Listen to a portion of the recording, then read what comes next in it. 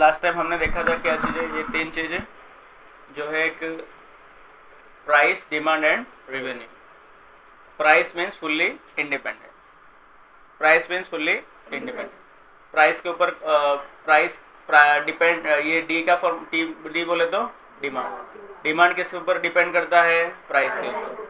Price अगर घटेगा तो डिमांड बढ़ेगा, प्राइस अगर बढ़ेगा तो डिमांड घटेगा, राइट। सो इट्स, इसीलिए हम ये वाला कहेंगे कि क्या कैसे पढ़ा जाएगा? डिमांड इज द, क्या पढ़ा जाएगा? Demand is the function of price, demand dependent और प्राइस इंडिपेंडेंट। वैसे ही क्या कहा जाएगा? Revenue is the function of demand. जितना डिमांड बढ़ेगा आपको उतना ज़्यादा क्या होगा? रिवेन्यू होगा। रिवेन्यू का फॉर्मूला क्या है? Demand into price, right. कि मान लो कि हमारे 100 पार्ले जी का, यहाँ पे जैसे लिखा है 100 पार्ले जी का क्या है? डिमांड है, और एक का प्राइस क्या है? 5, तो आपका रिवेन्यू क्या हुआ? 500, राइट। तो ये बेसिक फार्मूला है, ओके। तो ये आपको पता होना चाहिए बच्चों। कोई भी फार्मूला में जो लेफ्ट हैंड साइड पे रहता है वो क्या रहता है? डिपेंडेंट रहता है, बाकी सारे क्या है? ये सब इंडिपेंडेंट रहते हैं, राइट। तो बच्चों जैसे कि हम कोई कुक है, रेसिपी है हमारा कोई, मतलब हम कुछ डिश बना रहे हैं, डिश में बेटा कुछ डिश आप प्रिपेयर कर रहे हो, उसमें इंडिपेंडेंट चीज़ें क्या होगा और डिपेंडेंट क्या होगा? तो इंडिपेंडेंट में आपका कितना नमक डाल रहे हो, कितना आप चीनी डाल रहे हो, कितना पानी डाल रहे हो, कितना ये जो इंग्रेडिएंट्स डाल रहे हो, दही डाल रहे हो, वो सब क्या है? वो सब इंडिपेंडेंट है। उसके बाद जो फाइनल मील बनेगा वो तुम्हारा डिपेंड, मतलब ये सब क्या कर सकते हो? टेस्ट में चेंज ला सकते हैं। टेस्ट में क्या ला सकते हैं? चेंज ला सकते हैं। सेम बात करें जो डीजे से जो हमारा म्यूजिक प्रोड्यूस हो रहा है फाइनली, वो डिपेंडेंट है, जो म्यूजिक जो हमें सुनाई दे रहा है। लेकिन हम जो यहाँ पे सब उसका क्या कर रहे हैं? ट्यूनिंग कर रहे हैं, कोई बास चेंज कर रहे हैं, ट्रेम्बल चेंज कर रहे हैं, राइट। तो ये सब जो हम चेंज कर रहे हैं, they are the independent, right. लेकिन जो फाइनल म्यूजिक आया दैट इज द डिपेंडेंट। ये मतलब आउटपुट है, ये सब आप बहुत सारे वेरिएबल्स को चेंज कर रहे हो, राइट। तो ये तीन जरूरी आपको पता होना चाहिए। क्या कि ये RDP क्या पता होना पड़ेगा अपने को? RDP, ठीक है। P ऐसे हम कर सकते हैं भाई, ये D किसके ऊपर डिपेंड है? P के ऊपर, और ये R किसके ऊपर डिपेंड है? D के ऊपर। अंडरस्टूड? ये तीन चीज़ें जरूरी होना। और ये फॉर्मूला क्या? R = D × P। ये इतने चीज़ों से हम इस कंसेप्ट को आगे बढ़ेंगे, राइट। Let's go. ये हो गया था बेटा। क्या लिखा है बच्चों? The demand function of sugar. कौन सा function? Demand function. Demand function बोला है sugar is in the market is D = ये बाकी था बेटा, है ना? Yes, D = FP। बच्चों लिखा गया D = FP। इसका मतलब हम समझ जाएंगे कि नहीं? D = FP मतलब इंडिपेंडेंट कौन है? प्राइस। डिपेंडेंट कौन है? डिमांड। ये हमको पता है, राइट। ये दे दिया गया है 1605 - 5p²। ये एक फॉर्मूला दिया है 1605 - p²। मतलब बच्चों ये फॉर्मूला में जब डालोगे आपको क्या मिलेगा? हाँ, ये जब आप फॉर्मूला में डालोगे आपको क्या आंसर मिलेगा? आपको आपका D मिलेगा। मैंने आपको क्या कहा? अभी आपको कहा मैंने कि I = P × T × R/100। ये सिंपल इंटरेस्ट का फॉर्मूला है। ये सारे क्या है? इंडिपेंडेंट। ये क्या है? डिपेंडेंट है। फॉर्मूला के जो, क्योंकि आपको P, T, R के वैल्यू पर से आप क्या फाइंड कर पाओगे? I फाइंड कर पाओगे। तो I is heavily dependent on P, T and R। तो ये इनके वैल्यूज जानना हमें जरूरी बनता है, राइट। तो सिमिलरली बच्चों यहाँ पे देखिए ये D भी फॉर्मूला का आंसर है, बट उसके लिए आपको क्या जानना पड़ेगा? P जानना पड़ेगा। 1605 तो हमको पता है ये कांस्टेंट है, लेकिन ये P जानना क्या है? 5 भी कांस्टेंट है। P is important here. What is important? P। इसीलिए हम बोल रहे हैं demand is function of price, बराबर। Find demand of sugar for price RS 5, 6 and 8। बच्चों डिमांड आपको निकालना है फॉर प्राइस वर्ड 5, 6 एंड 8। तो सिंपल हम लोग क्या करेंगे? इसके अंदर, इस फॉर्मूला के अंदर एक बार 5 डालेंगे। क्या P के जगह पे क्या डालेंगे? 5 डालेंगे। यू विल गेट,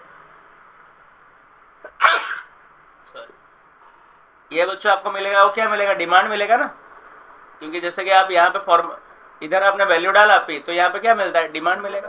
तो अगर आप 5 रुपया किलो पर प्राइस रखोगे तो कितना रुपए का डिमांड, कितना किलो का डिमांड होगा? 1480 किलो लोग लेंगे। अगर कितना रुपया रखोगे आपका शुगर का प्राइस? 5। जैसे ही आपने क्या कर दिया, प्राइस को कर दिया 6, क्या कर दिया 6, तो देखो घट रहा है, कितना केजी हो गया 1425। आपने बस यहाँ पे आपको यहाँ डालना है, राइट। और आगे क्या बोला 8 पे क्या होगा, 8 जैसे डालेंगे you will get the price as 1285 KG. तो देखो जैसे जैसे हम क्या कर रहे हैं, ये हमारा प्राइस इंक्रीज होते जा रहा है, वैसे वैसे जो डिमांड है वो डिक्रीज होते जा रहा है। 1480 से 1425, 1285, इस तरह से क्या हो रहा है, थोड़ा डिमांड डिक्रीज हो रहा था। बच्चों पूछा गया है, लास्ट सवाल है यहाँ पे, when the demand will be zero, eight what price the demand of sugar will be zero. मतलब हमें ऐसा लिख देना पड़ेगा कि नहीं, 1605 माइनस 5p² इक्वल टू 0, क्योंकि वो क्या बोला है, एट व्हाट प्राइस, पी की वैल्यू क्या होगा जिससे आपका डिमांड क्या हो जाएगा, 0 हो जाएगा, लोग लेने ही ना आए आपके पास, तो उसको क्या करो, इसके साथ आप इक्वल टू 0 कर दो, ये सर ना फॉर्मूला बन जाएगा।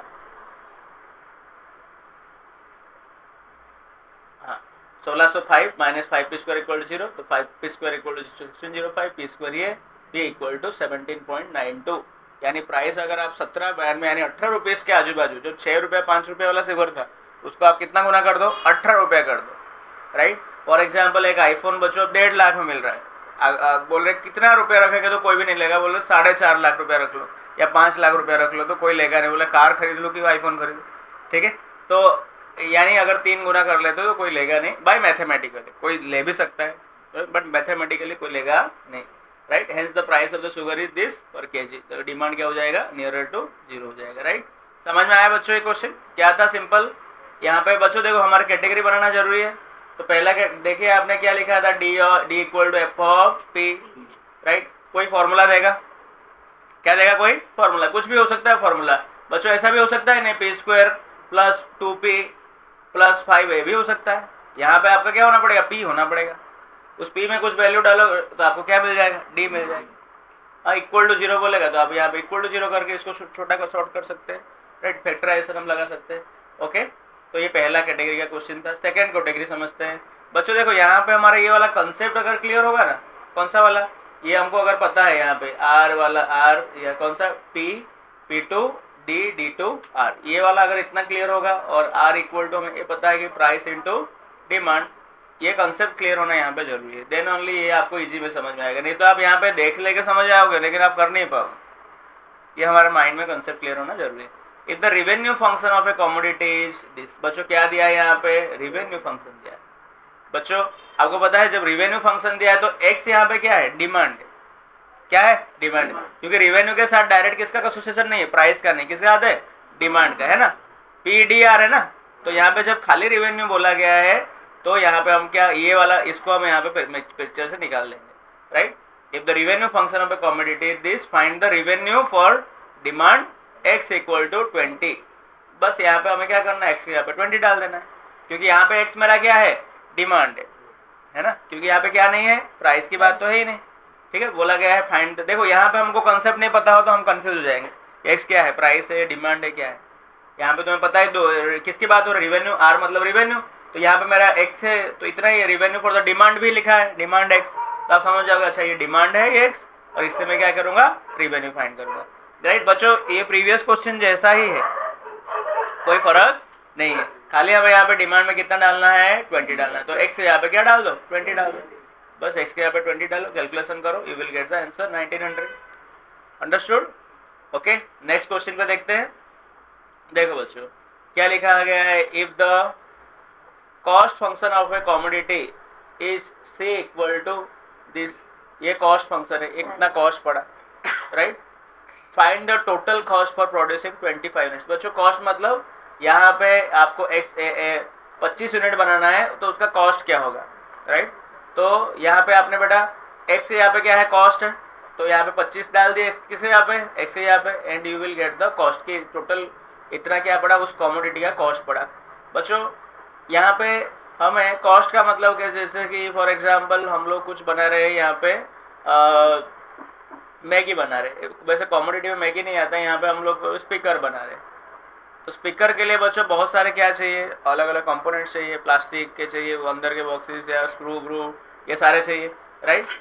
तो ये टोटल कॉस्ट फाइंड करने के लिए मान लो कि कुछ हमने यहाँ पे जो उसका वेरिएबल था, राइट, उसको क्या लिया, x लिया, तो ऐसे हमें एक कॉस्ट फंक्शन है, कॉस्ट फंक्शन बच्चों बना दिया हमने, राइट, कि एक अगर बनाएंगे तो एक्स के यहाँ पे क्या डाल दो, 1 डाल दो, तो यहाँ पे हमने फॉर्मूला बना दिया, राइट।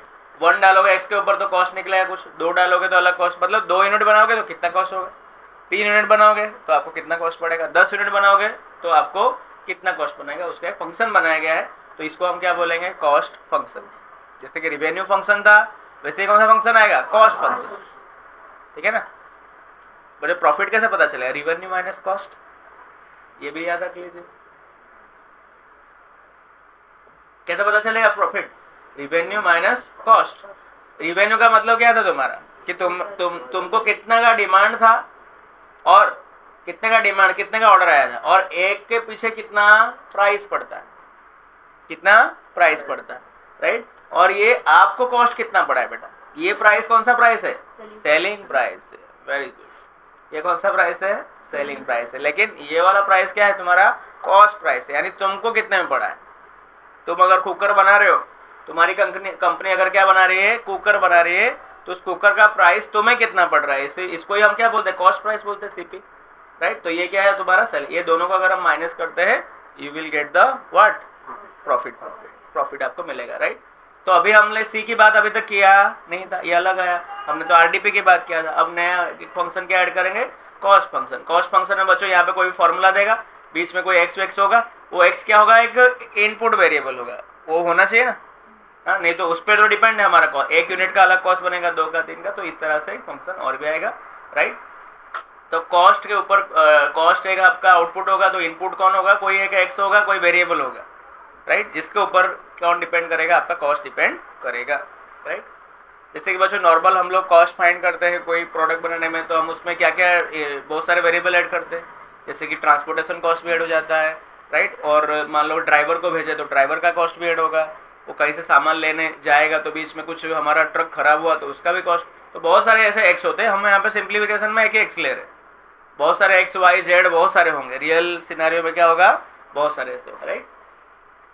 हाँ, नेक्स्ट देखते हैं। तो बच्चों ये वाला क्या था तुम्हारा, कॉस्ट पे कोई एक्स था, जो किस पे फाइनल उसका डिपेंडेंसी किसके ऊपर था, मतलब डिपेंडेंट वेरिएबल कौन था, कॉस्ट, और इंडिपेंडेंट कोई एक्स था। नेक्स्ट देखते हैं, ओके।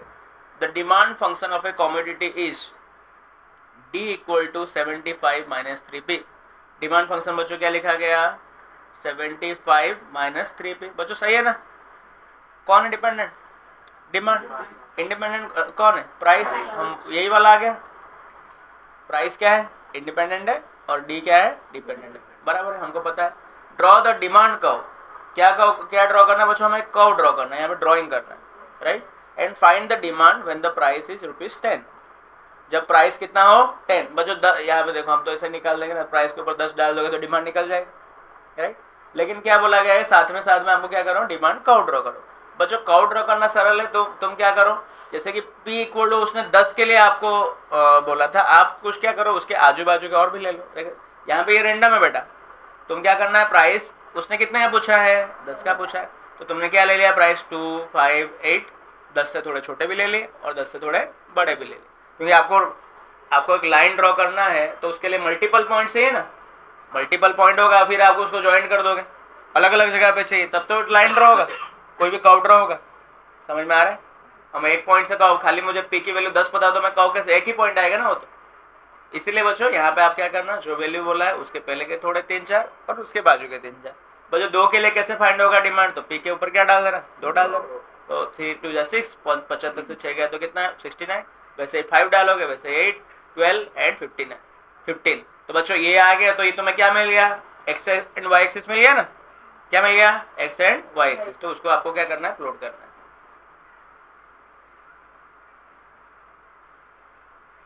देखो यहाँ पे बेटा क्या है, यहाँ पे तुम्हारा जब ये 2 था तो आपको यहाँ पे 2 पे कितने मिला था बेटा, 69। ये कुछ लिया है 69 के बाजू में, 4 के लिए लिया, फिर 8 के लिए लिया, फिर बच्चों 10 के लिए उसने फाइंड करने को बोला था ना, इसलिए ऐसा उसने क्या कर दिया, लाइन ड्रॉ कर दिया। 10 के लिए कितना आया, समथिंग 45, तो यहाँ पे ये ड्रॉ किया गया पॉइंट, ये ऐसा ड्रॉ किया गया। बाकी सारे को क्या कर दिया गया, खाली पॉइंट रख के उन सारे पॉइंट्स को क्या कर दिया गया, जोड़ दिया गया। समझ में आ रहा है बच्चों ये कैसे बनाना है? क्या क्या क्या अपलोड करोगे? 2 मतलब ये सब ड्रॉ करेंगे। यहाँ पे जब 2 आए उसमें क्या अपलोड करेंगे? 69। यहाँ पे 5 आया तो कितना अपलोड करेंगे? 60। 8 के लिए 51 और 12 के लिए यहाँ पे 39 और यहाँ पे 15 के लिए 30 और सबको एक लाइन ड्रॉ कर देंगे। जहाँ 10 वाला था वहाँ पे 10 के लिए जो भी आंसर है उसको एक क्या कर देंगे हम, 2 ऐसे स्ट्रेट लाइन से उसको कर, क्योंकि स्पेशल है ना, अलग से मांगा गया 10 को। आ रहा है बच्चों समझ में? ये सर नो? तो इस तरह से इसको हमें करना है। Okay, when the price is 10 the demand is 45 unit. Okay, खाली क्या कर गया उसके अंदर डाल दिया गया फॉर्मूला के अंदर। हाँ, नेक्स्ट क्वेश्चन इलस्ट्रेशन 9। बच्चों ध्यान से देखें, बड़ा क्वेश्चन देखते ही हमें डर लगता है। कितने पेज आ जाते हैं, जब लाइंस कितने आ जाते हैं, नंबर ऑफ लाइंस 3-4 हो जाते हैं तो बच्चे पहले डर जाते हैं, करने से पहले डरते भी ज़्यादा है, राइट? तो लेकिन डरना नहीं, उसको पढ़ना है। क्या लिखा है? The demand function of a commodity is this. बच्चों देखो, अभी हमको थोड़ा घुमा रहा है, क्यों? क्या बोला गया है? Demand function. हमको पता है डिमांड फंक्शन में डी लिखता है ना, क्या लिखता है? डी इक्वल टू, अभी तक ऐसा आ रहा था ना, 60 - 3p, क्योंकि यहाँ पे p के ऊपर p इंडिपेंडेंट होता है तो पहला लाइन में कौन आता है? सीरीज में d आता है। लेकिन इधर क्या लिखा गया है? Demand function of commodities x। तो हमें यहाँ में समझ आना d के जगह पे हमें क्या लेना है? x, मतलब x जो है वही d है, right? Find the revenue function. क्या फाइंड करने को बोल रहा है? रिवेन्यू, मतलब नेक्स्ट लाइन का पूछ रहा है हमें। हमें पता है रिवेन्यू किस पर से आता है? डी पर से आता है। अरे समझ में, ध्यान से देखे क्या बोल रहा है। देखो ये सब कब क्लियर होगा? हम जब वो सीक्वेंस पता होगा, नहीं तो आप यहाँ पे कंफ्यूज हो जाओगे, राइट? तो ये बोला कि demand find the revenue function and draw the revenue curve. हमको रिवेन्यू कर्व ड्रॉ करना है। रिवेन्यू फंक्शन मिलेगा तो हम रिवेन्यू कर्व भी ड्रॉ कर पाएंगे। हाँ, फिर पूछा गया है eight what price of the commodity the revenue will be maximum. कौन से प्राइस पे रिवेन्यू क्या होगा? सबसे मैक्सिमम मिलेगा, right? Find the maximum revenue and the price corresponding to it. कौन से फाइंड द मैक्सिमम रिवेन्यू कब होगा और कौन से प्राइस पे सबसे आपको ज़्यादा मैक्सिमम रिवेन्यू मिलेगा? रिवेन्यू कब विड्रॉ करना है, राइट? तो ये बच्चों बहुत ही बढ़िया क्वेश्चन है। ये क्वेश्चन आपको समझ में आ जाता है तो आपका मैक्सिमम क्या हो जाए, कंसेप्ट यहाँ पे क्लियर हो जाते हैं। उसके लिए हमको ये 3 चीज़ पता होना जरूरी है, P, D एंड R। तो बच्चों ये दिया गया डिमांड फंक्शन, देखो हमको ये दिया गया x, ये तो हम बच्चों यहाँ से देखो हमको बोला गया है कि हमारा फोकस क्या है? Find the revenue function. पहला स्टेप है ना। देखो ये दिया गया था, कौन सा फंक्शन दे दिया गया? डिमांड फंक्शन दे दिया गया। ये दे दिया गया ना, ये वाला पार्ट ये दे दिया गया। अब तक बच्चों क्या बोलता था? प्राइस अगर 50 हो तो डिमांड बताओ, प्राइस 60 हो तो डिमांड बताओ। ये तो बोला ही नहीं यहाँ पे। ये क्या बोल रहा है? Find the revenue function. क्या बोल रहा है? Find the revenue. तो जो रिवेन्यू का फॉर्मूला क्या था? D into P, right? D into P. हमको मांगा क्या है देखना, वहाँ ध्यान देना। हमको जो मांगा है वहाँ पे फोकस करेंगे। हमको चलो ये तो दे दिया, अब तो ऐसा कुछ तो नहीं बोला प्राइस हो तो डिमांड क्या है, तो वो हो तो हम निकाल देते, लेकिन हमको मांगा क्या है यहाँ पे? Revenue function. तो रिवेन्यू का फॉर्मूला क्या है? D into P, D into P, right? तो बेटा यहाँ पे हम लोग क्या करेंगे ना, तो यहाँ पे हम पहले यहाँ पे फोकस करेंगे, R equal to D into P के ऊपर। तो बेटा डी की वैल्यू क्या है यहाँ पे? डी का पी, हाँ 60 - 3p हमको पता है, लेकिन पी की वैल्यू क्या है हमको नहीं पता। पी की वैल्यू बच्चों हमें पी पहले निकालना पड़ेगा। क्या निकालना पड़ेगा? पी निकालना पड़ेगा। तो बेटा यहाँ पे हमको ये दिया था स्टार्टिंग में, क्या दिया था? x equal to demand function दिया है ना, x इक्वल टू 16 - 3p। तो यहाँ पे हम किसको करता बना देंगे? p को करता बना देंगे। किसको करता बना देंगे? p, ठीक है? क्योंकि डिमांड फंक्शन क्या था? x इक्वल टू 60 - 3p, ये हमारा डिमांड फंक्शन था। तो हमको p चाहिए ना, हमें निकालना क्या है पहले? रिवेन्यू। लेकिन हमको क्या नहीं पता है? p नहीं पता। d तो पता है, d क्या है? 16 - 3p। d की वैल्यू पता है लेकिन p की वैल्यू नहीं पता है ना। तो पहले हम करता किसको बना देंगे बेटा? इसमें से इस फॉर्मूला में p को करता बनाएंगे, क्योंकि हमें रिवेन्यू फाइंड करने के लिए किसकी जरूरत पड़ती है? p की जरूरत पड़ती है। तो बेटा देखिए यहाँ पे क्या लिखा गया? x - 3p। करता क्या? माइनस में इस साइड आया तो प्लस, राइट?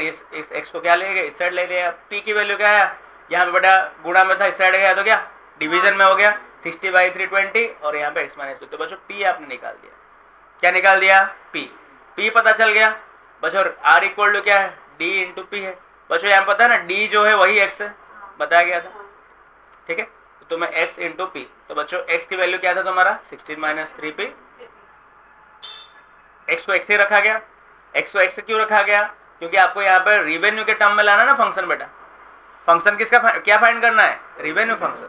तो अभी यहाँ पे सारा चीज़ें किस में होंगे, एक्स में होंगे, और ये तुम्हारा डायरेक्ट इस साइड डिपेंडेंट से डायरेक्ट किसका होगा, रिवेन्यू होगा, राइट। तो तुमको एक्स की वैल्यू पता है और पी की वैल्यू तुमने अभी फाइंड आउट किया 20 माइनस x/3। ओके बच्चों देखो, आपको पता है रिवेन्यू में डायरेक्ट यहाँ पे कौन आता है, डिमांड आता है ना, कौन आता है, डिमांड। पी नहीं आएगा, पी को हमें मार्केट से निकाल देना है। जब रिवेन्यू है, देखो जब डी और पी होगा तो पी ही आएगा। डी फाइंड करना तो कौन, डी जब डिपेंडेंट होगा तब मार्केट में कौन आता है, पी आता है। लेकिन जब आप आर की तरफ आ रहे हो तो आर और डी ही होंगे, कौन होगा, आर और डी। तो बच्चों देखो जानबूझ के हम मार्केट में किसको निकाल दिए, पी को निकाल दिया, और सब किसको रख दिए, एक्स, क्योंकि एक्स ही तुम्हारा क्या है, डिमांड है। एक्स क्या है, डिमांड। तो देख रहे हो आप सक्सेसफुली आर और डी को लेके आ गए। यहाँ पे अब क्या है, और कोई नहीं, आर है और डी है। डी कौन है, एक्स। डी है तुम्हारा डिमांड, डिमांड ही तुम्हारा क्या था, एक्स। समझ में आया बच्चों कैसे हमने सक्सेसफुली प्राइस को एलिमिनेट कर दिया, किसको निकाल दिया, प्राइस को। क्योंकि पी का यहाँ पे कोई काम है ही नहीं, क्योंकि रिवेन्यू फंक्शन में किसका काम आता है, डी का काम आता है। क्योंकि आर डी पी, क्या, आर डी पी, डी को अगर मैन होगा तो पी काम में आएगा, आर मैन होगा तो कौन काम आएगा, डी। तो हमने बच्चों यहाँ पे किसको निकाल दिया सक्सेसफुली, पी को निकाल लिया। तो हमारा रिवेन्यू फंक्शन क्या बन गया, 20x माइनस x²/3। समझ में आया कैसे हुआ ये, ठीक है बच्चों। यहाँ पे देखिए फिर से, यहाँ पे क्या दिया गया था, x = 16 - 3 पे क्या था, डिमांड फंक्शन। लेकिन फाइंड करने को क्या बोला गया था, रिवेन्यू। क्या फाइंड करने को बोला गया था, रिवेन्यू फंक्शन। तो जैसे आपको पता चला है कि रिवेन्यू फंक्शन है, दिया गया है डिमांड फंक्शन, 16 - 3 पे था ना, अरे ये क्या है, डिमांड फंक्शन है। तो मैं डी भी ले सकता हूँ, डिमांड फंक्शन है, राइट। तो रिवेन्यू फंक्शन का फॉर्मूला क्या है, डी, रिवेन्यू फंक्शन तुम्हारा प्राइस इंटू डिमांड, राइट। तुम्हारा क्या है, प्राइस इंटू डिमांड। ओके तो बच्चों तुम्हें, लेकिन हमें पता है सीक्वेंस के हिसाब से आर डी और क्या होता है, पी। तो जब हमें रिवेन्यू फंक्शन में खाली क्या होना पड़ेगा, डी होना पड़ेगा। जब खाली डिमांड फंक्शन होता है तो डी और पी रहते हैं। देखो यहाँ पे है कि नहीं, खाली डिमांड फंक्शन वाला, तो डी है और पी है। तो हम सब कुछ किस पे लेके आ जाएंगे, डिमांड के टर्म्स में लेके आ जाएंगे। तो बच्चों मैंने क्या किया, जो प्राइस वाला था, ये प्राइस तो पी को क्या बना दिया, कर्ता बना दिया। तो यहाँ पी को जब कर्ता बनेंगे बचेगा खाली एक्स ही बचेगा ना, एक्स वाले। तो ये भी एक्स में आ गया, और डिमांड तो ऑलरेडी एक्स में ही था, राइट। तो उसको हमने एक्स ही बोला था ना, डिमांड को, वो भी एक्स में आ गया। तो सारे चीज किस में आ गए, एक्स के टर्म्स में आ गए, और मेरा एक्स क्या है, डिमांड। समझ में आ रहा है बच्चों, राइट। तो यहाँ पे हम आगे बढ़ेंगे। तो ये हमें पता चल गया रिवेन्यू फंक्शन। बच्चों एक बार आपको रिवेन्यू फंक्शन पता चल गया, हम कर्व ड्रॉ कर सकते हैं। बच्चों कर्व ड्रॉ करने के लिए तुम एक्स की अलग अलग वैल्यू लोगे, आर अलग अलग आएगा।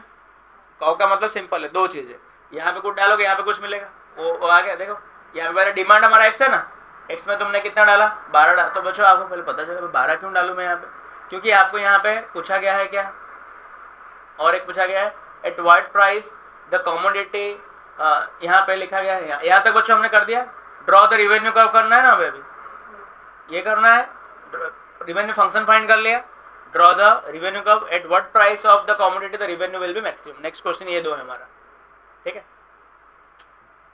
तो आपने ये फाइंड करने के बाद बच्चों हम अलग अलग क्या लेंगे, वैल्यूज लिए किसके, एक्स के, and you get the different answers, right.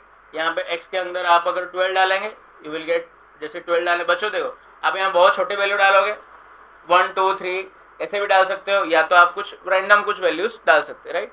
तो यहाँ पे हमने अलग अलग वैल्यूज यहाँ पे डाला, 12 डाला तो 192 आया, 18 डाला तो ये अलग अलग ऐसे वैल्यूज डाला, तो अलग अलग आंसर से यहाँ पे आया। यहाँ पे जैसे एक्स की वैल्यू अलग डालेंगे, यहाँ पे आर अलग आएगा, राइट। तो ये आने के बाद हम इसका काउंट ड्रॉ कर सकते हैं कि नहीं। 12 के लिए 192 आ रहा है, 18 के लिए 252 आ रहा है। यहाँ पे एक साइड आप 12 वाले लोगे, देखो यहाँ पे देख रहे हो, यहाँ 12 के लिए यहाँ वैल्यू बन रहा है। एक अलग अलग वैल्यूज डालते यहाँ पे आपको कैसा एक ऐसा पूरा आपको फंक्शन पैराबोला टाइप का दिख रहा है, राइट। तो ये हो गया तुम्हारा कौन सा कर्व, रिवेन्यू कर्व हो गया। क्या हो गया, कर्व। लेकिन बच्चों अब क्या पूछा गया, देखिए रिवेन्यू कर्व बनने के बाद यहाँ पे बोला गया eight what price the commodity of the revenue will be maximum. बच्चों मैक्सिमम मिनिमम हमने पढ़ा है कि नहीं, हाँ। रिवेन्यू फंक्शन क्या है बेटा हमारा, आर इक्वल टू, देखो जरा आर इक्वल टू क्या है, 20x, बोलो तो 20x माइनस अपन, यह हमारा क्या है 20x है,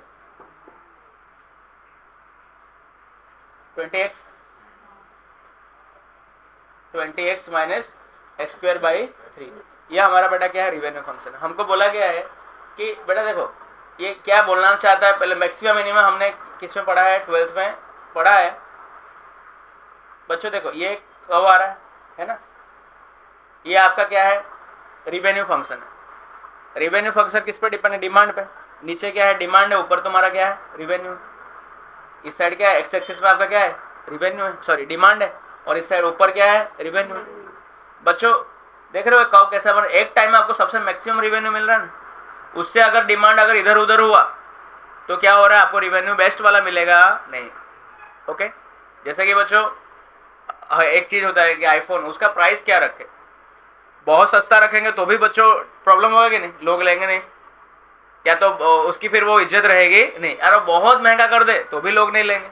तो उसको एक ऑप्टिमल प्राइस ढूंढना है कि कौन से वैल्यू पे मैक्सिमम मुझे क्या मिलेगा, रिवेन्यू मिलेगा, कौन कितना डिमांड हो, कितने यूनिट की डिमांड हो। तो बच्चों उसके लिए हम लोग क्या करते हैं, ये हमको ये वाला पॉइंट फाइंड करना है। तो उसके लिए हम लोग मैक्सिमम फाइंड करना है, मैक्सिमम। तो बच्चों आपको पता है कि मैक्सिमम मिनिमम में हम इसका क्या करते हैं, फर्स्ट डेरिवेटिव निकालते। क्या निकालते हैं, फर्स्ट डेरिवेटिव। फर्स्ट डेरिवेटिव निकाल के इसको क्या करो, इसको जीरो के साथ इक्वेट करो। फर्स्ट डेरिवेटिव निकालो बच्चों, तो आपको पता है x का 1 हो जाता है, x का क्या हो जाता है 1, फर्स्ट डेरिवेटिव है 20। और बच्चों एक्स स्क्वायर पता है ना, घात आगे और घात में एक माइनस है ना, तो ये क्या हो जाएगा 2x ही रहेगा क्योंकि यहाँ पे 1 डिवाइड बाई 3, कॉन्स्टेंट तो कॉन्स्टेंट है, राइट। ये हो गया बेटा आपका क्या, first derivative, right. 20 x square का क्या हुआ 2x बाई 3। इसको हम किसके साथ बच्चों इक्वेट करेंगे, जीरो के साथ। किसके साथ इक्वेट करना पड़ता है, जीरो। तो आपको कुछ पॉइंट्स मिलते हैं, वैल्यू मिलेगा x का। तो बच्चों यहाँ पे हम x को निकालने के लिए 20 इक्वल टू क्या हो जाएगा 2x by 3, and hence 2x क्या होगा बेटा 20 into 3 equal to 60, x equal to क्या 30। तो बच्चों ये पॉइंट मिलेगा, x इक्वल टू क्या मिला 30, यानी जब x इक्वल टू 30 होगा ये सबसे ज़्यादा क्या बनेगा, ये फंक्शन सबसे क्या बनेगा, मैक्सिमम बनेगा कि नहीं, अभी पता नहीं चला।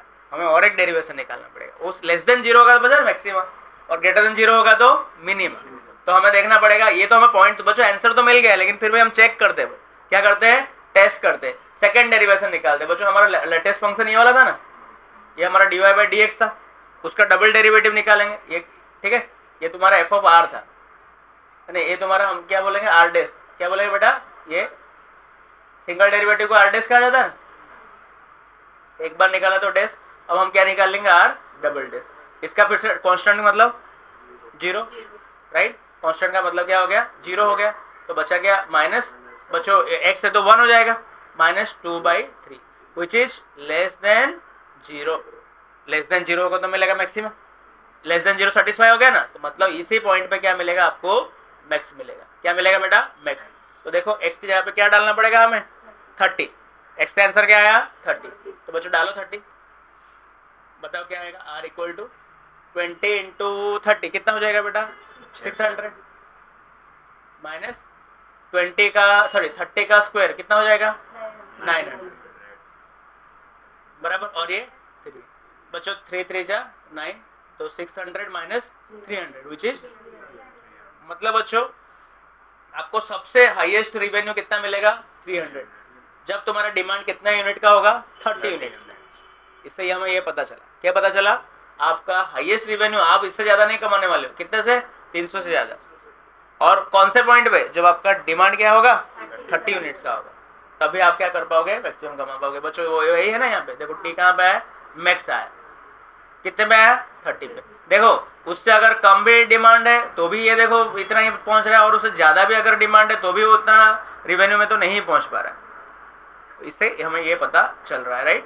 तो यहाँ पे बच्चों देखो लिखा गया है, the maximum revenue is obtained at the highest point of T of the curve from the graph, the maximum revenue is R equal to 300 units for the demand is, और जब डिमांड क्या हो x इक्वल टू 30। बच्चों इन्होंने यहाँ पे कैसे derive हुआ बताया नहीं गया, बोल दिया कर्व में हमने अलग अलग पॉइंट रखा तो मिल गया, लेकिन कैसे डिराइव हुआ मैंने आपको, कि हमको पता है मैक्सिमम मिनिमम में हम करते थे, मैक्सिमम मतलब मैक्सिमम पॉइंट, मिनिमम मतलब लोएस्ट पॉइंट, राइट।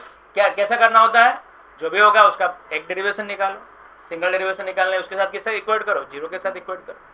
जीरो के साथ इक्वेट करने के बाद इसको सॉल्व करो, जो आएगा वो तुम्हारा आंसर। लेकिन ध्यान रहे डबल डेरिवेटिव निकाल के चेक करना पड़ता है। लेस देन डबल डेरिवेटिव का बच्चों यहाँ पे आंसर में कोई फर्क पड़ता नहीं है, खाली हम चेक करते हैं वो क्या होना पड़ेगा, मैक्सिमा के लिए लेस देन 0 एंड मिनिमा के लिए ग्रेटर देन 0। जो तुम्हारा एक्स आएगा वही तुम्हारा आंसर है। तुम्हें खाली सिंगल डेरिवेटिव करके इक्वल टू 0 कर देना, एक्स को सॉल्व कर देना, राइट। तो यहाँ पे तुम्हें पता चल गया कि इस पे क्या आ रहा है, मैक्सिमम रिवेन्यू आ रहा है, ठीक है, ओके। बच्चों अब क्या x इक्वल टू 30 पता चल गया। x इक्वल टू 30 क्या है, क्या बता रहा है, 30 डिमांड पे आपको हाईएस्ट क्या मिलेगा, रिवेन्यू विच इज 300। ओके, समझ में आ रहा है। तो बच्चों आपने क्या क्या कौन कौन से क्वेश्चन कर दिए, कॉप भी निकालना सीख गए, रिवेन्यू फंक्शन में निकाला, रिवेन्यू कॉप भी निकाला, ये भी निकाला अभी, at what price the commodity of the revenue will be maximum 30। क्या किस पे आपको मैक्सिमम मिला, at what price the commodity of the revenue will be maximum, right. Find the maximum revenue and price corresponding to it.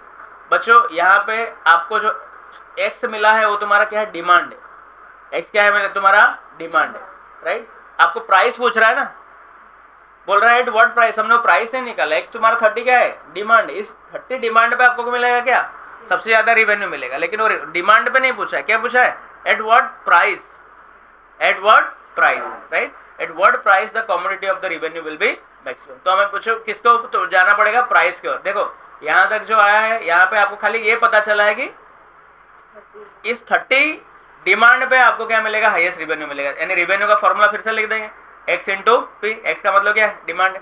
बच्चों price क्या आया, r/x। Revenue बच्चों कितना आ रहा था, 300, और x कितना था, 30। तो बच्चों 10 प्राइस पे मिलेगा। कितना प्राइस होगा, 10।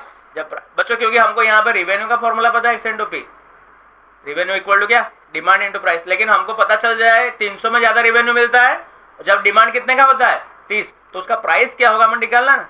क्या पूछा है प्रश्न, कितने प्राइस में सबसे ज्यादा रिवेन्यू मिलेगा ना, ये नहीं पूछा कितना डिमांड में सबसे ज्यादा रिवेन्यू मिला। डिमांड तो आपने बीच का स्टेप निकाला अभी जो हमने डिमांड निकाला क्या है, बीच का स्टेप है। लेकिन उससे क्या पूछा है, कौन से प्राइस पे, तो बस 300 डिवाइड बाई 3, मतलब प्राइस क्या होगा, 10 रुपए में आपको क्या मिलेगा, सबसे ज्यादा आपको 10 रुपया। जब यानी डिमांड 30 यूनिट का हो और प्राइस कितना रखना पड़ेगा, 10 रुपीज, तो आपको क्या मिलेगा, सबसे ज्यादा रिवेन्यू जो कि 300 रुपया मिलेगा। समझ में आ गया बच्चों। तो इस टाइप के आपको बच्चों यहाँ पे आपको एक क्वेश्चन होगा कि सर ये वाला कैसे ले, 12, 18, 24, 30, 36, 42।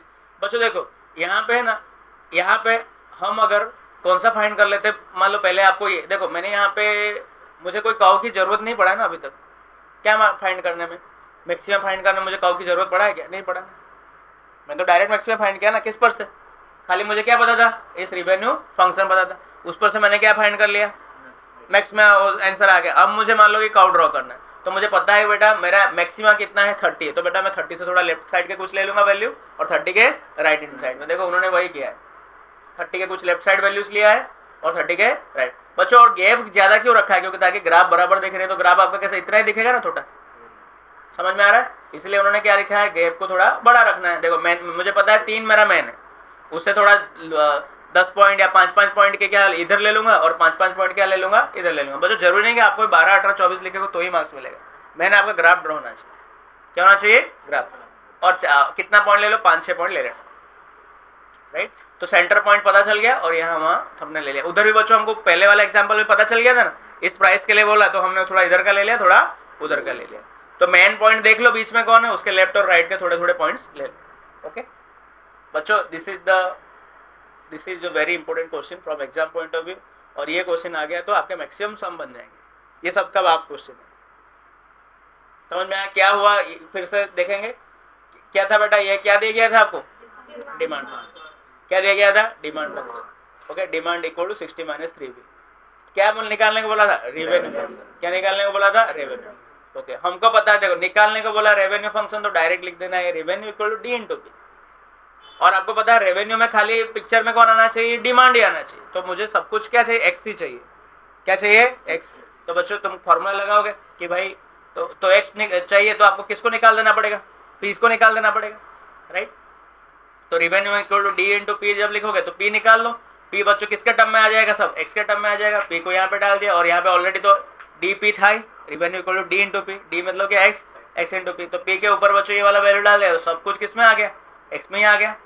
क्या मैं सब एक्स में आ गया, तो बच्चों ये तुम्हारा रेवेन्यू फंक्शन निकल गया। बोला फिर हमको बोला गया है कौन से प्राइस पे सबसे ज़्यादा क्या होगा, रिवेन्यू होगा।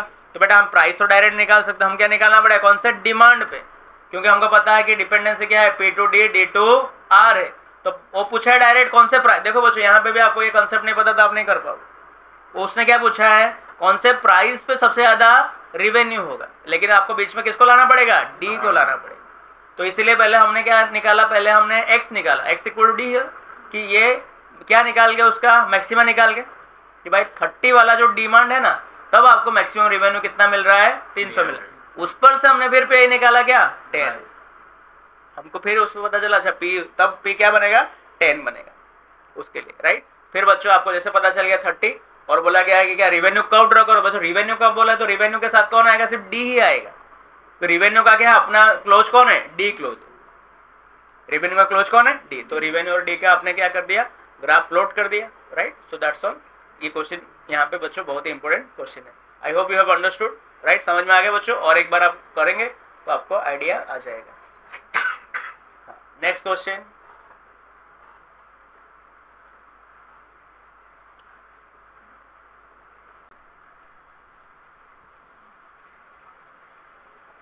ओके स्टूडेंट्स, फिक्स, हाँ हमने बच्चों लास्ट टाइम थियरी में देखा था कि हफ्ते को 3 चीज़ें यहाँ पे ध्यान रखना है। वो यहाँ पे जो कि है पी के बाद डी एंड आर, ये 3 चीज़ें ध्यान रखना है। मैंने साथ में बताया था कि और एक चीज़ है जिसको हम बोलते हैं क्या, कॉस्ट। क्या बोलते हैं, कॉस्ट, ठीक है। Cost function and revenue function, 2 main function, right. And ये दोनों को अपने अगर माइनस कर लेते हैं, revenue minus cost, you will get the profit. ये सर नो, आपको कितना कॉस्ट पड़ा। ये जो पी था वो कौन सा प्राइस था बेटा, जो सेलिंग प्राइस था। कितना प्राइस था, सेलिंग प्राइस। कि आपने ये जो पी, यहाँ पे जो पी की बात करते हैं हम सेलिंग प्राइस की बात करते हैं, लेकिन ये बात तो होती है कॉस्ट प्राइस की, ओके। तो हमें ये 4 चीज़ों को यहाँ पे ध्यान रखना है। तो बच्चों जहाँ पे भी कॉस्ट फंक्शन बोले तो आपको ये वाला ध्यान रखना है कि कॉस्ट फंक्शन मतलब ये कह रहा है, राइट। समझ में आया, मतलब हमको कितना कॉस्ट पड़ा, ये तो सेलिंग के साइड है एंड दिस इज आपके साइड है। आप एज ए कंपनी आपको कोई प्रोडक्ट कितना रुपया पड़ रहा है, right. The fix cost of factory manufacturing press cooker is Rs 1,50,000 and the variable cost per cooker is Rs 200।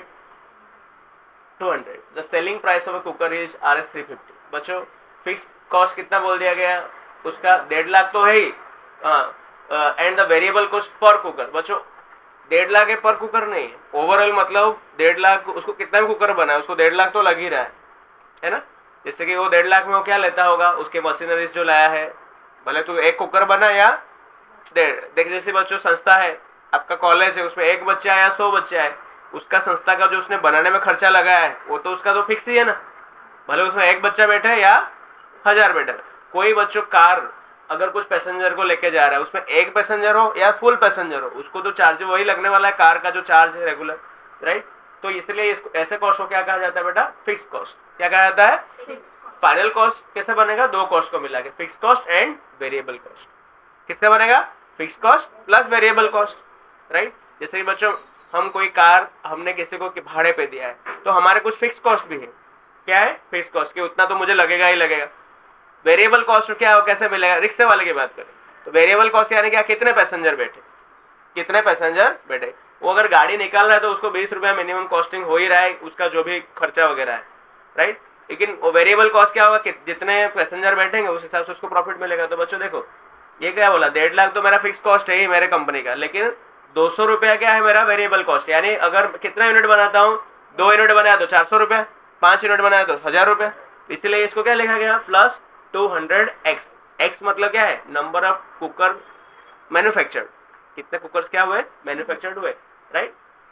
ये बच्चों देखो ये क्या लिखा है, 1.5 लाख क्या था फिक्स कॉस्ट था, बट ये क्या लिखा है, कॉस्ट पर कुकर, प्रति कुकर कितना है, 200। Okay, the selling price of the cooker is Rs 350। बच्चों सेलिंग प्राइस एक कुकर का कितना है, 350। इससे ज्यादा ही बेचेगा ना, क्योंकि बेटा इसको भी तो शामिल करना है। समझ में आया। Find the number of cookers to be produce for no profit no loss. क्या नहीं चाहिए हमें, नो प्रॉफिट लॉस। बच्चों नो प्रॉफिट नो लॉस के लिए आर और कॉस्ट, रिवेन्यू और कॉस्ट के बीच में क्या फॉर्मूला होना चाहिए, रिवेन्यू और कॉस्ट के बीच में क्या फॉर्मूला होना चाहिए अगर नो प्रॉफिट नो लॉस चाहिए तो, दोनों सेम होने चाहिए या कोई रिवेन्यू बड़ा होना चाहिए? कॉस्ट देखो, रिवेन्यू बड़ा है और कॉस्ट से तो क्या होगा आपको? प्रॉफिट होगा कि लॉस?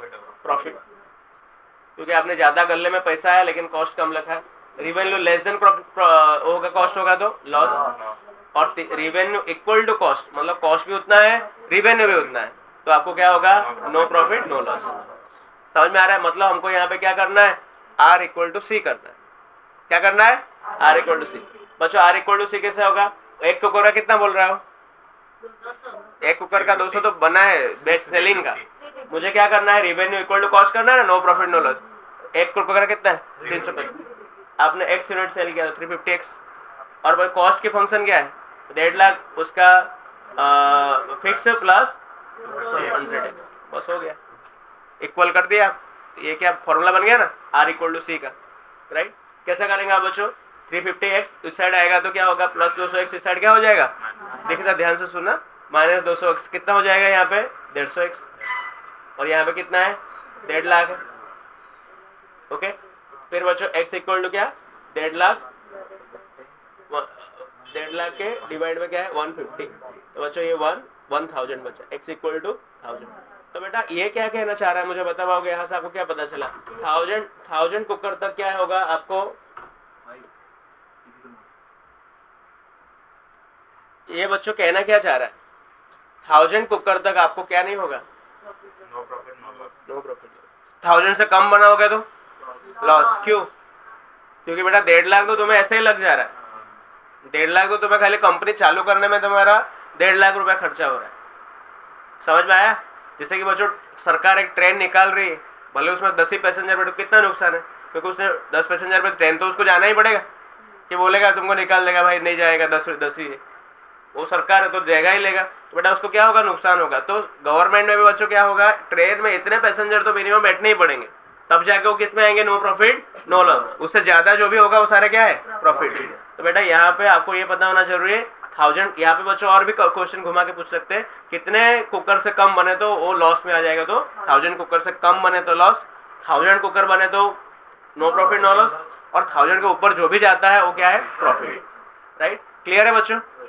क्या ये रेवेन्यू और कॉस्ट के बीच में रिलेशन है? तो बच्चों देखो, रेवेन्यू इक्वल टू क्या लिखा है? रेवेन्यू फॉर्मूला क्या है? 350x, एक कुकर का 350x कुकर ऐसे बनेंगे।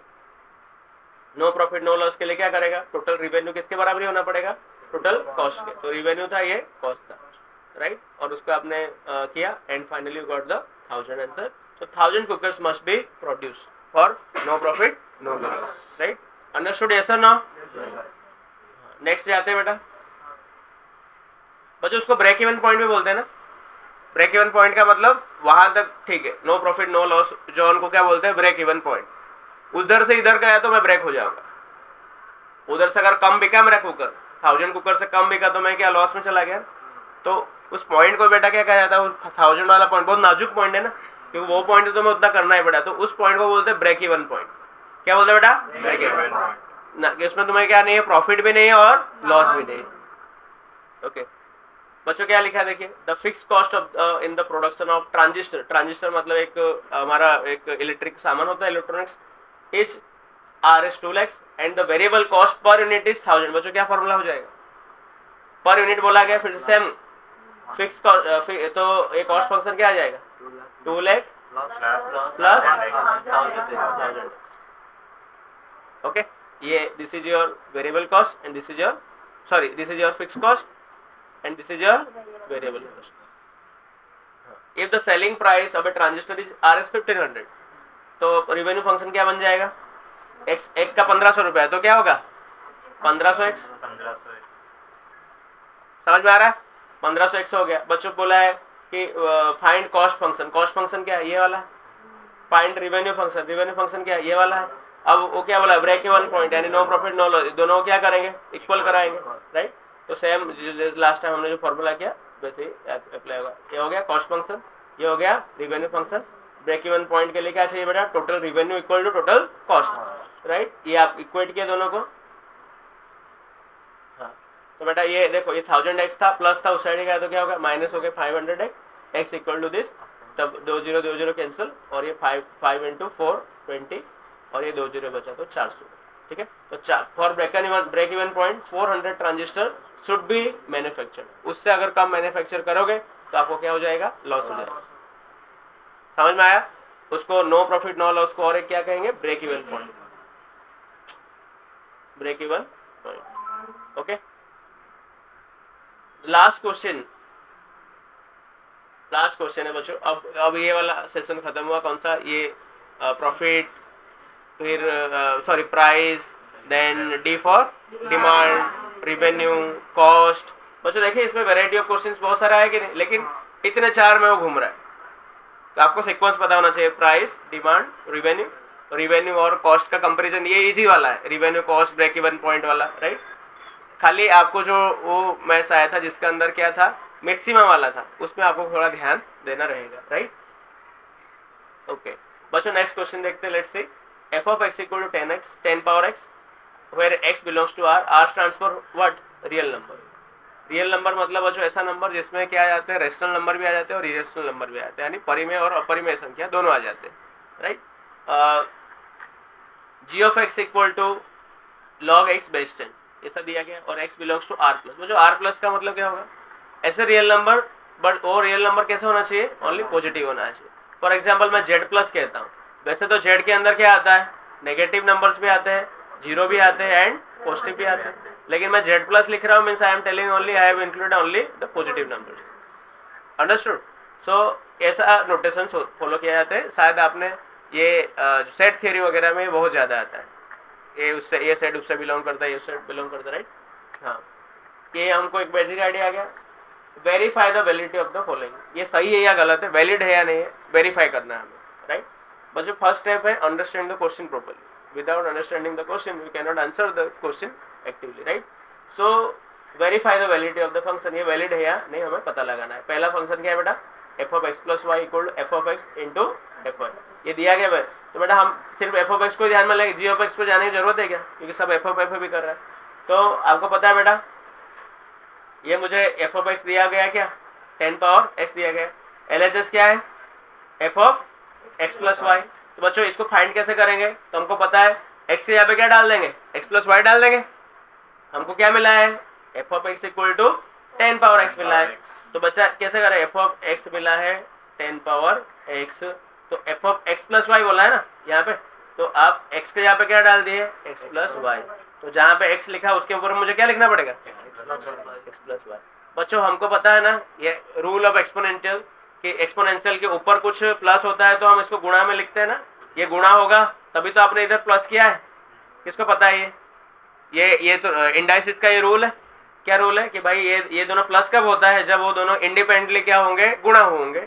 सेम बेस होना पड़ेगा ना बेटा, बेस सेम होना पड़ेगा, तो ये दोनों होता है वो क्या हो जाता है, उनका समेशन हो जाता है, राइट। तो बेटा अच्छा ये सब हम लिख सकते हैं। अच्छा 10 पावर x को बच्चों हम एफ ऑफ एक्स लिख सकते हैं कि नहीं, और वैसे ही 10 पावर y को हम एफ ऑफ वाई भी लिख सकते हैं ना, तो हो गया, प्रूफ हो गया क्या बेटा, f of x into f of y. ये सर ना, ये लास्ट में जो आपका आंसर आया वो किस फॉर्म में आया, f of x into f of y के फॉर्मेट में आया, इसलिए हम कह सकते हैं कि ये वाला जो क्या है वैलिड है। Understood, this is a valid. Okay, उसके पहले बच्चों मैं आपको लॉगरिथम के बारे में थोड़ा बता देता हूँ, क्योंकि नेक्स्ट क्वेश्चन लॉग के बारे में। बच्चा लॉग जो है वो आपके पावर का अपोजिट होता है। फॉर एग्जाम्पल मैं यहाँ पे लिखता हूँ 10 to the power of 3 which is what 1000, right. मुझे वही चीज को क्या लॉग में लिखना हो तो लॉग 1000 बेस 10 इक्वल टू 3, वही चीज है बच्चों, देख रहे हो उसका उल्टा है। ये किसका उल्टा है, ये पावर इंडेक्सिस का उल्टा है। यहाँ पे तुम 3 बोलते थे, 10 का घात 3 इक्वल टू 1000, आप यहाँ पे पूछ रहे हो कि फाइनल आंसर 1000 हो और उसका बेस क्या हो 10 हो। ये भी बेस यहाँ पे था ना 10, इसको बेस ही बोलते, यहाँ पे भी उसको क्या बोलते बेटा, बेस ही बोलते। लेकिन तुम्हें ये वाला यहाँ पे निकालना, क्या निकालना है, मतलब इसमें ये पूछना चाहता है 10 को आप कितने बार गुणा करो तो क्या आएगा, 1000 आएगा। समझ रहे हो, लाइक ये मल्टीप्लीकेशन है तो ये डिवीजन है। मल्टीप्लीकेशन में स्ट्रेट रहता है 2 5 जा 10, लेकिन ये बोल रहा है कि तुम ये मतलब ये बच्चों क्या बोल रहा है कि तुमने 2 पार्ले जी खरीदा है, 2 पार्ले जी का प्राइस 5 होता है, तुमने 10 रुपया। ये प्रश्न कैसा होगा, 10 रुपया, तुमने 10 रुपये का पार्ले जी खरीदा है, एक पार्ले जी 5 रुपया, तो कितने पार्ले जी खरीदे। ऐसा भी क्वेश्चन आता है ना, जब नॉर्मल हम मैथ स्टार्ट करते हैं पहले गुणा वाला क्वेश्चन रहता है, फिर भाग वाला क्वेश्चन ऐसा रहता है ना, कि आपने पार्ले जी खरीदा 10 रुपए का, एक पार्ले जी कितने का है, 5 का है, तो तुमने कितने पार्ले जी खरीदा, तो 2 खरीदा। सिमिलरली यहाँ पे ये अगर 1000 है, 10 को आप कितने बार मल्टीप्लाई करोगे तो कितना आएगा, 1000 आएगा, तो क्या होगा, 3 होगा। वैसे स्टूडेंट्स यहाँ पे मैं ऐसा लिख दूं तो आप बता पाओगे यहाँ पे कितना आंसर आएगा। वेरी गुड, कैसे निकाला बेटा, 2 को कितने बार मल्टीप्लाई करें तो 16 आए, कितने बार, 4 बार। तो इसको हम अगर इसमें लिखेंगे तो ऐसे लिखेंगे 2 to the power of 4 equal to 16। बच्चों वैसे मैं लिखूं log 10,000 और यहाँ पे बेस 10 दे दूं तो 4 आ जाएगा। ये सर नो, ये लॉगरिथम का बेसिक मीनिंग। बच्चों फिर लॉग के कुछ रूल्स आते हैं, लॉग के कुछ रूल्स आते हैं। आप लॉग के रूल्स अगर गूगल में सर्च करेंगे इमेज के फॉर्मेट में सारे लॉग के रूल्स आ जाएंगे, ठीक है। लेकिन बेसिक अंडरस्टैंडिंग ये है। अब बच्चों देखो फॉर एग्जांपल लिखा है मैंने log 64 बेस 2, तो इसका आंसर क्या आएगा,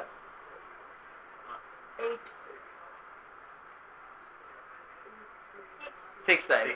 2 को आप कितने बार मल्टीप्लाई करोगे तो 64, तो 6 टाइम अगर आप मल्टीप्लाई करेंगे तो क्या आएगा, 64 आएगा। बच्चों देखो इसी चीज को हम ऐसे भी लिख सकते हैं, log 64 के जगह पे मैं log ऐसा लिख सकता हूँ, log 16 × 4 बेस 2, क्योंकि 64 जो होता है 16 × 4। तो बेटा इसका फॉर्मूला कैसा होगा पता है, log यहाँ पे क्या है बेटा, गुणा है ना, है? जैसे कि यहाँ पे बच्चों आपने क्या किया था 10 to the power of 2 और 10 to the power of 3, ये दोनों क्या हो जा रहे थे, प्लस हो जा रहे थे, राइट। यहाँ पे बच्चों क्या हो रहा है पता, log 16 base 2 plus log 4 base 2, ठीक है। बताओ 16 बेस 2 क्या होता है, 16 बेस 2 क्या होगा, 4। 2 को कितने बार गुणेगा तो 4 प्लस ये क्या आएगा 2, हुआ बेटा 6। इसका भी आंसर 6 था ना। यहाँ पे आप गुणा कर दोगे तो गलत हो जाएगा ना, 8 हो जाएगा। तो बीच में क्या आएगा, मतलब यहाँ पे गुणा है लेकिन बीच में क्या आ रहा है, प्लस आ रहा है समझ में। यहाँ पे क्या लिखा है, गुणा है, लेकिन यहाँ जैसे कि यहाँ पे बटा क्या था, गुणा था, लेकिन यहाँ पे क्या हो रहा था, प्लस हो रहा था। तो सिमिलरली यहाँ पे भी क्या है, गुणा है, तो ये आपको वेरीफाई करना है। यहाँ पे गुणा है, गुणा नहीं आएगा, क्या आएगा, प्लस आएगा। वैसे ही मुझे अगर और वेरीफाई करना है तो log 256 का बेस 2 होगा ना, वो 8 होता है, क्या होता है, 8 होता है।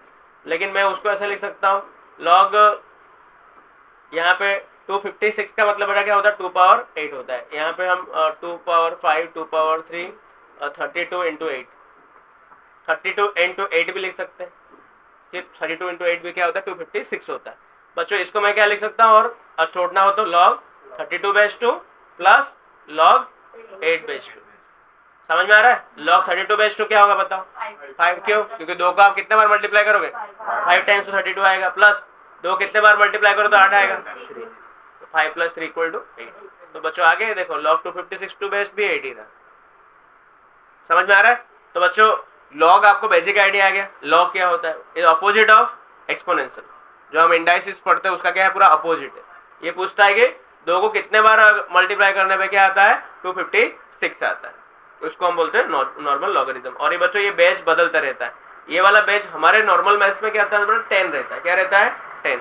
तो हम लोग जनरली 10 के बेस में सब करते हैं, डेसिमल सिस्टम। लेकिन जैसे बच्चों हम बाइनरी पे कंप्यूटर में आ जाते हैं तो हमारा बेस क्या रह जाता है, 2 हो जाता है।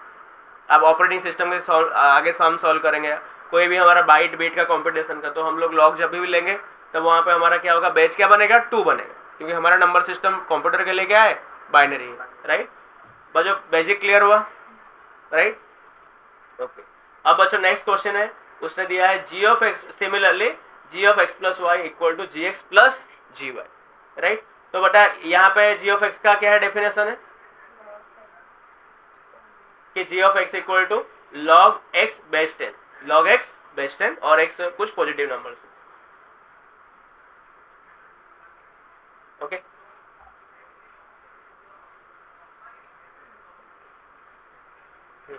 ये आपका फॉर्मूला है, g of x = log x base 10 जो दिया हुआ है। LHS में क्या है, gx + y। तो बच्चों जहां जहां x है वहां पे क्या लिख देना पड़ेगा, x + y लिख देना पड़ेगा, राइट। बच्चों अब x + y लिखा तो यहाँ पे बच्चों हमने जो देखा था ना वो किसके लिए था, log x + y आपने लिखा। यहाँ पे आपने जो देखा था, इधर मैंने आपको दिखाया था कि यहाँ पे इनके बीच में क्या हो रहा था, मल्टीप्लिकेशन हो रहा था। क्या हो रहा था, मल्टीप्लिकेशन हो रहा था दोनों के बीच में। जब मल्टीप्लिकेशन होता है तब बीच में क्या आता है, समेशन आता है। लेकिन यहाँ पे क्या है, ऑलरेडी क्या है, समेशन है, इसलिए आप ऐसा दोनों को क्या नहीं लिख सकते, अलग नहीं लिख सकते। दिस इज नॉट इक्वल, क्योंकि उन्होंने क्या बोला था कि this is equal to what, your g of x plus g of y, ऐसा बोला था ना कि इसका मतलब क्या होता है g of x plus y equal to क्या होगा, g of x plus g y होगा। यानी ये लिख दिया है g x plus g y है ना, जी ऑफ एक्स यही है, जी ऑफ वाई क्या होगा एक्स यहाँ पे वाई, लेकिन ये नहीं है। क्यों नहीं है? क्योंकि log x प्लस वाई का मतलब ये नहीं होता। अगर बच्चा यहाँ पे क्या होता, मल्टीप्लीकेशन होता, गुणा होता, तो आप दोनों को क्या लिख पाते हैं, अलग अलग से लिख पाते। समझ में? अभी मैंने आपको वही सिखाया ना कि दोनों के बीच में क्या गुणा है तो आप उसको इंडिपेंडेंटली क्या कर सकते हो, जोड़ सकते हो। लेकिन इसके बीच में प्लस है तो इसको मैं नॉट इक्वल लिखूंगा ना। अगर कोई ऐसा लिख के दे दे, क्या लिख के दे दे मुझे, log 16 into 4 base 2 equal to, sorry यहाँ पे क्या लिख दे, प्लस रख दे, प्लस लिख दे, और यहाँ पे क्या लिख दे, log 16 base 2 plus log 4 base 2। तो मैं इसको क्या बोलूंगा, बोलोगे चेक करो सही है नहीं, मैं क्या बोलूंगा गलत है, नॉट इक्वल टू, क्योंकि यहाँ पे क्या है, यहाँ पे मेरा प्लस है ना, गुणा होता तो ये बराबर होता। तो इसीलिए सिमिलरली उन्होंने क्या लिख दिया है, यहाँ पे प्लस है इसलिए क्या है, गलत है। अगर एक गुणा होता तो ये, इसलिए क्या लिखा गया यहाँ पे, नॉट इक्वल, इसलिए क्या नहीं है बेटा, ये वैलिड नहीं है। नीचे बेटा नॉट इक्वल टू देखो यहाँ पे प्लस आएगा। उन्होंने ये पूछा ना g of x plus g y पूछा है ना, क्या पूछा है, g of x plus g y, तो यहाँ पे क्या नहीं हो रहा है,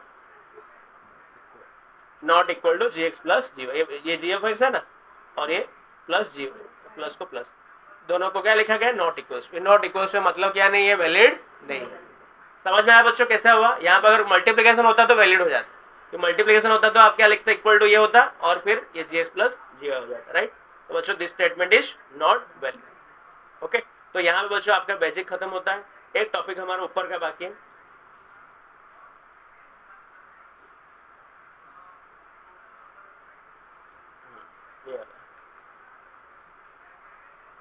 बच्चा मैंने आपको पहले सारे कॉन्सेप्ट समझा दिए, राइट। अभी अगर हम ये देखेंगे जो बुक में अलग अलग प्रकार के फंक्शंस दिया गया है, हमने टाइप्स ऑफ फंक्शंस देखा था,